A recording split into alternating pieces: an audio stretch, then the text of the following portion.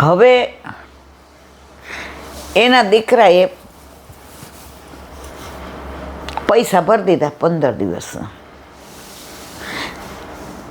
હવે ત્યાં 8 થી 11નો ટાઈમ કે મમ્મી હું તને 7:45 મૂકી જઈશ, આમ તો ફોન કરજે, એટલે 11:15 તને તેડી જઈશ. એટલું પેઇન થાય શરીરમાં, પગ એટલા દુખે, ખભા એટલા દુખે, આ બધું રહી જાય. એટલે કે તો ખાલી ફોન કરજે, હાથ પકડવો પડે. પણ સેવામાં એવું ન થાય. સેવામાં ના, સામગ્રી કરે જાતે. પહેલા દિવસે ગયા, 11 વાગે આવ્યા, 11:15, એટલે નાવું તો પડે, કારણ કે આ બધું નેચરોપથીનું કર્યું હોય. નાઈને આવે ને પ્રભુને રાજભોગ ધરાવે, સમર્પણ કરે, અને 1:15 વાગે પોઢાડે. વ્યથા બહુ થાય. ચારેજી મંગળાને ના ભરાય, શ્રૃંગાર ના થયા. મારા ઠાકોરજીને હું જગાવું છું એમ. એટલે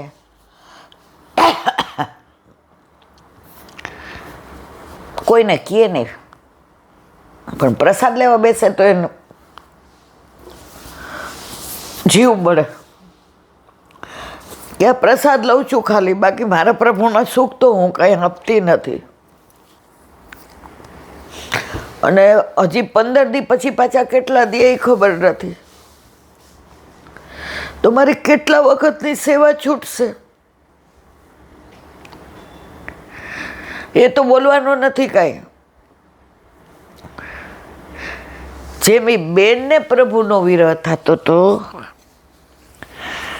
એના કરતાં ઠાકોરજીને વધુ થતો હતો. અદ્ભુત લીલાની વાત કરવી છે. આજે એવું બને છે, અઠવાડિયા પહેલાંની સાચી બની ગયેલી વાત. હવે 3 દી થયા એટલે બેનને રડવું જ આવે. એમ રૂમમાં આવે ને, બાથરૂમમાં જાય, નાય તો આંખમાંથી પાણી આવી જાય, વ્યથા થાય. હા 1 મહિનો હું વિમુખ રહીશ, ખાલી સમર્પણ કરીને મારે અનુસર કરવાના, નહીં સામગ્રી, કશું જ નહીં. ત્યાં એ બેનને એક વૈષ્ણવ મળ્યા. એ કે તમે ત્યાં જાઓ છો? મને સમાચાર મળ્યા. કેટલા દી જવાના? એ કે 15 દી કીધું ને હજી બીજા 15. એ કે તમને એક રસ્તો બતાવું? એ કે હા. એ કે રોજ આટલે દૂર જવાય? કલાક જવાનું, કલાક આવવાનું, દીકરા હેરાન થાય ઘરમાં. એ કે આપણા વિના ઠાકોરજી, એને બહુ ગમ્યું, આપણા વિના ઠાકોરજી. એ કે તો શું કરું? એ કે ત્યાં જે નેચરોપથી કરે છે ને એવું ઘરે થઈ શકે. કે હે? એ કે મારા મિસ્ટરને આવું જ હતું, અને એમને મૂળ કમરનો અને પગનો પ્રોબ્લેમ હતો. તો અહીંયા એ લોકો ઠંડા પાણીના પાટા બાંધતા હતા, અને પગમાં ગરમ. એ બધા પાટા ત્યાં મળે છે. અને કાળી માટીનો શેક પેટ ઉપર કરવાનો. એ રાતના પલાળી રાખવાની, તરત નહીં. અને સવારે એકદમ પલળી ગઈ હોય એટલે ઝીણા કપડામાં બાંધી પેટ ઉપર મૂકી દેવાને. એ કે પણ એ લોકો આપશે? એ કે વેચે જ છે. ઓલા બેન તો હતપ્રભ થઈ ગયા. લાલા, મને તારા વિના નથી હાલતું એવું ફીલ કરતી હતી. એ સવારે તૈયારી નથી થતી, જારીજી નથી ભરાતા, જગાવાતા નથી, ચરણ ચપાતા નથી, ગોદમાં લેવાતા નથી, દર્પણ દેખાડાતું નથી, શ્રૃંગાર થતા નથી, કશું નથી કરી શકતી. હું વ્યથા અનુભવતી હતી. પણ તું તો સર્વસમર્થ છો ને. પ્રભુ સર્વસમર્થો હિ તત નિશ્ચિતા વ્રજેત. તે ડાયરેક્ટ તો કે મને એવું મારી કોઈ લાય, પણ તે વૈષ્ણવ દ્વારા કેવડાવી દીધું કે રોજના 2,500 આવવા જવાના, અને આટલું હેરાન થવાનું. અને ઘરે એ બેના પાટા લઈ આવ્યા અને ફિઝિયોથેરાપીવાળાને ઘરે બોલાવ્યો કે તારે 4 થી 5 આવી જવાનું, કારણ કે હું 2 વાગે પરવારું, પછી થોડું આરામ કરું અને 4 થી 5 ફિઝિયોથેરાપીવાળો આવે. એના મિસ્ટર ઉંમરવાળા તો એને પાટા બાંધી દે, એની પાસે બેસે અને બે ભગવત વાર્તા કરતાં કરતાં અડધો કલાકમાં ક્યારે આ થઈ જાય ખબર ન પડે, કારણ કે એ બે વચ્ચે બીજા સંબંધ જ નહોતા, ભગવત સ્મરણ અને ભગવત વાર્તા. એ બેને નવરને કીધું કે આટલા ઉંમરે તમે આ બધું કરી શકો છો? એ કે હું તો વૈષ્ણવને ટેલ કરું, તું કે અમારા વાઈફ છો, તું તો વૈષ્ણવ છો. અને પેલો વૈષ્ણવ ઘરનો. એ બેનને હરખના આંસુ આવી ગયા. લાલા, મને એમ થતું તો આ બધું કરું છું એ બરાબર છે, તે મને જતાવી દીધું. માં, તને મારા વિના નથી ચાલતું ને, એના કરતાં તારા વિના મને નથી ચાલતું. સવારમાં તું મને કેવું વાલ કરે, તું બોલે છે કેવું, જાગે કૃપા નિદાન લાડી લે નરનવર, કુંજ નિકુંજમાંથી પધારો. માં, હવારે તારો રણકો નહીં હોતો, તારા હસ્તથી ચરણ નહીં ચાપતી. માં, તું ગોદમાં લઈને જે વાલ કરે ને હવારના પોરમાં, હું પ્રફુલ્લિત થઈ જાઉં. અને મંગળામાં બધું ધરાવે, એમાં જે તારું બોલવાનું ને મનોહાર કરવાનું છે ને માં, હું અતિ પ્રસન્ન થાઉં છું. એ 3 દિવસથી હું એને મિસ કરતો હતો. 3 દિવસથી મને એકલું લાગતું હતું.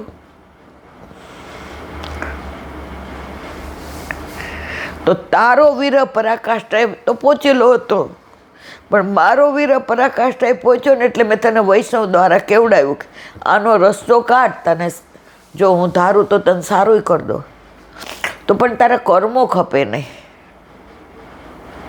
એટલે આમાં તારા કર્મોય ખપે, ઘરે તું એ નેચરોપથી કરી શકે અને મારી પાસે રહી શકે. બસમાં ત્યારે બેનને એમ થયું કે પ્રભુ સાક્ષાત છે અને છે. આ અઠવાડિયા પહેલાંનો કરેલો વૈષ્ણવની વાત, આવું બધું સાંભળીએ ને ત્યારે એમ થાય કે 84-252 પાસે માગીને આરોગતા હતા, પણ અત્યારે આવા સાનુભાવ કરાવે છે. તમારો ભાવ દ્રઢ હોવો જોઈએ. આપણે બધા હલી જઈએ છીએ.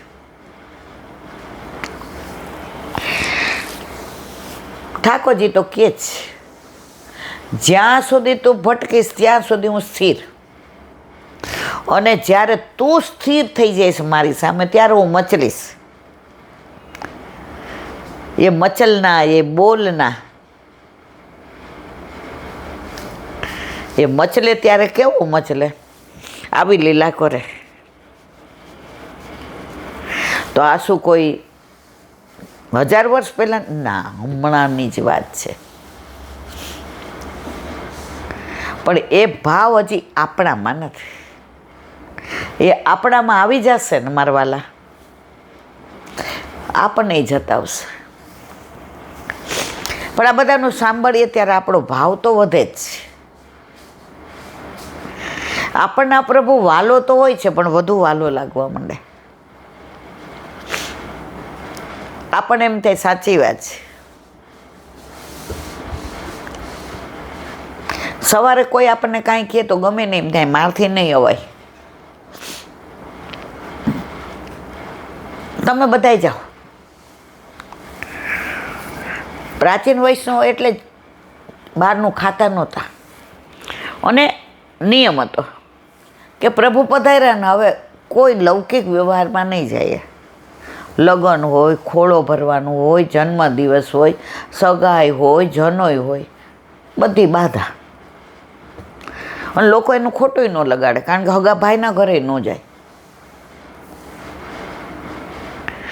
અને ત્યારે હગા વાલા બધા ઘરના જાય ને ત્યાં ઠાકોરજીને કહે, જો લાલા, આજે આપણે મારો દીકરો એકલા, રોજ અમે કહીએ એમ તારે કરવાનું. કારણ કે બધાની અનુકૂળતા જોવી પડે. વહુ ના ગમશે, નહીં ગમે, દીકરાનું મોઢું ચડે, કદાચ એના વસ્તુ ન ગમે, તો અમે તારા ગમવા ન ગમવાનો વિચાર ન કરીએ, ઘરમાં બધાને ગમે એવું કરીએ.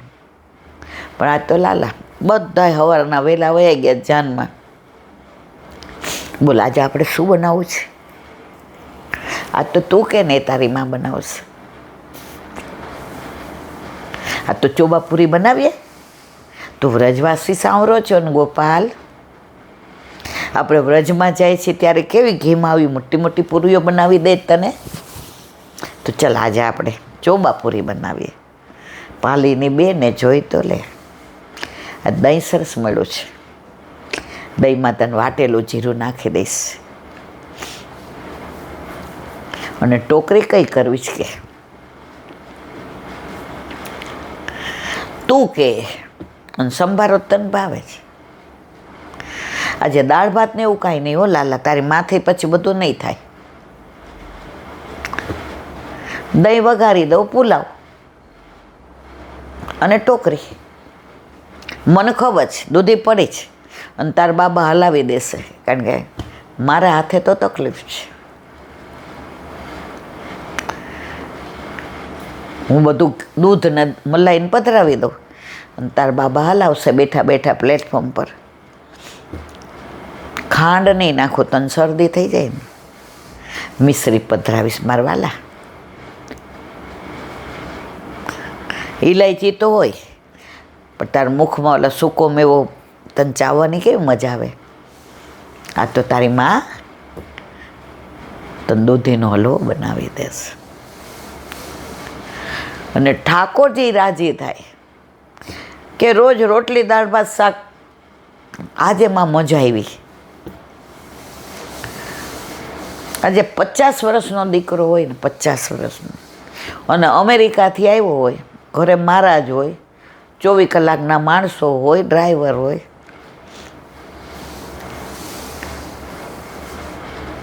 રાતના 1 વાગે આવે, ભાઈ જમવાનું શું છે? પ્લેનમાં કાંઈ નથી ખાધું, તારા હાથની ભાખરી.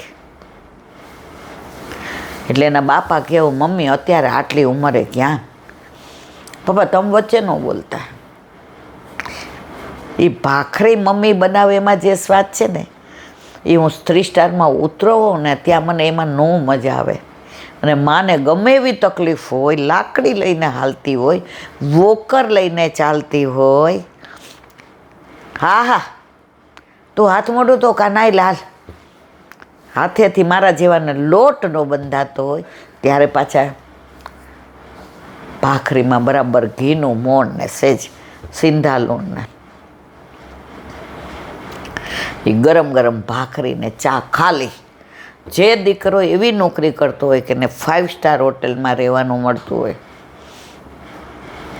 મમ્મી કેટલો લોટ બાંધ્યો છે? ભાઈ તું ખાને, મને 5-6 ભાખરી જોશે. રાતના 1-1:30 વાગે 5-6 ભાખરી, અથાણું ને એ ચા. એને 5 સ્ટારનું નથી જોઈતું, એને માના હાથનું. સવારે ઉઠે એટલે આજે ઠાકોરજીને રીંગણ બટેકાનું ભરેલું શાક હો મમ્મી, અને ગોળના લાડુ.